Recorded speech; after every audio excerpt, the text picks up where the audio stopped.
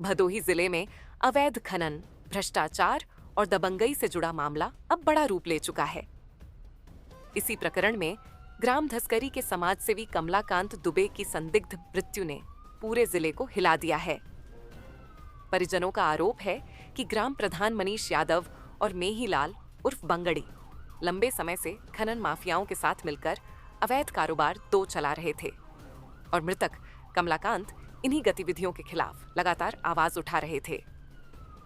परिवार का कहना है कि प्रधान और उसके करीबी लोगों ने न सिर्फ सरकारी धन का गबन किया, बल्कि गांव में अवैध भट्टे और मिट्टी खनन का नेटवर्क खड़ा कर रखा था। कमलाकांत दुबे लगातार इसकी शिकायत जिला प्रशासन, डीएम और पुलिस को कर रहे थे। उन्होंने 3 महीने पहले ही पुलिस को लिखित रूप से अवगत कराया था कि किसी भी दिन उनकी हत्या हो सकती है, लेकिन इसके बावजूद कोई प्रभावी कार्रवाई नहीं हुई। 10 दिसंबर की रात कमलाकांत दुबे अपनी मेडिकल क्लिनिक बंद कर रहे थे। तभी पीछे से एक अर्टिगा कार ने उन्हें तेज रफ्तार में टक्कर मारी और फरार हो गई। घायल अवस्था में अस्पताल ले जाते समय उनकी मौत हो गई। पुलिस द्वारा सीसीटीवी फुटेज की जांच में स्पष्ट हुआ कि यह सामान्य दुर्घटना नहीं, बल्कि जानबूझकर की गई वारदात है। जांच में सामने आया कि गाड़ी का मालिक सुजीत यादव है, जो घटना के बाद से फरार है।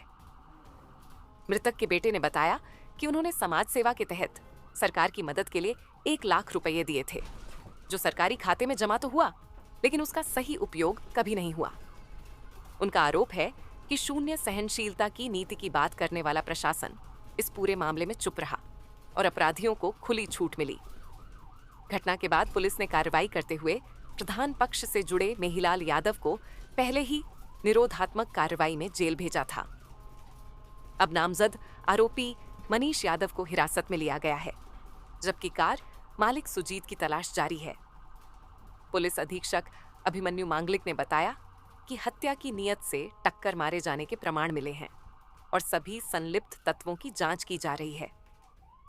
मृतक के परिवार की मांग है कि गांव में संचालित सभी अवैध भट्टों को तत्काल सीज किया जाए, प्रधान और उसके परिवार के लोगों को गिरफ्तार किया जाए तथा अवैध संपत्ति की विस्तृत जांच हो।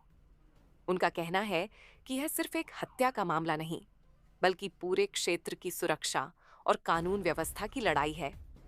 कमलाकांत दुबे के बेटे ने घोषणा की है कि वह आज ही एसपी कार्यालय पहुंचकर अपनी शिकायत और मांगों को दोबारा रखेंगे।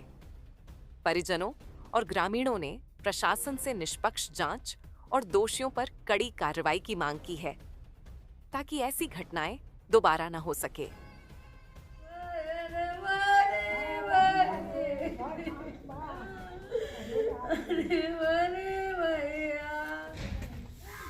कल रात को 9:25 पे रात्रि में मेरे पिताजी दुकान बंद कर रहे थे। उसी समय मुन्ना लाल यादव के परिवार और मनीष कुमार यादव के परिवार मेहीलाल और उनका 2 लड़का आकाश और सुजीत और एक और है जो रिलेशन में आया है, उसकी जानकारी हमें नहीं है। इन लोगों ने शटर बंद करते समय हमारे पिता के ऊपर अर्टिगा कार से उनकी हत्या कर दी, जिसकी सूचना हमने कोतवाली भदोही में दिया। वहाँ प्रार्थना पत्र दे के FIR दर्ज हुआ है और मनीष कुमार यादव की गिरफ्तारी हो गई है। अभी और लोग बचे हैं और जिला प्रशासन से मैं निरंतर 3 महीने से लगातार उनसे जान के मारने की धमकी की सुरक्षा मांग कर रहा था। जिला प्रशासन ने किसी तरीके का इस पर कार्रवाई नहीं किया और ना ही किसी तरीके की गंभीरता से विचार किया।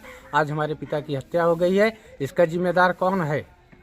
जिला प्रशासन है कि कौन है? इसको आज हमें बताना होगा, इसकी पे कार्रवाई करनी होगी। ये मेरी मांग है। जिला यादव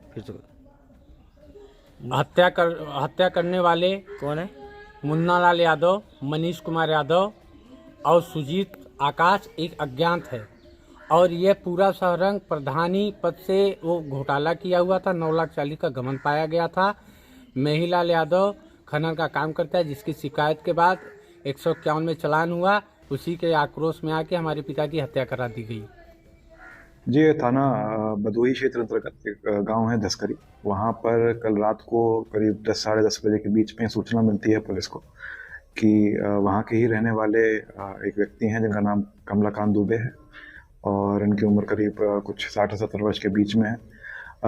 इनके द्वारा जो वहाँ का ग्राम प्रधान है और उसके जो परिवारजन हैं उनके विरुद्ध डीएम साहब के यहाँ पे और अन्य स्तरों पर जांच चलाई गई थी, जांच ऑर्डर करवाई गई थी, जिसमें ये भी हुआ था कि जो वहाँ का ग्राम प्रधान है उसकी कल जो फाइनेंशियल पावर है उस पर एक आदेश पारित किया गया था डीएम साहब द्वारा, जो उसको रोका गया था, उनकी फाइनेंशियल पावर को सीज किया गया था। उसी परिवार के जो ग्राम प्रधान के परिवार के एक महिलाल हैं जिन पे कमलाकांत द्वारा ये आरोप किया गया था कि वो अवैध खनन कराते हैं।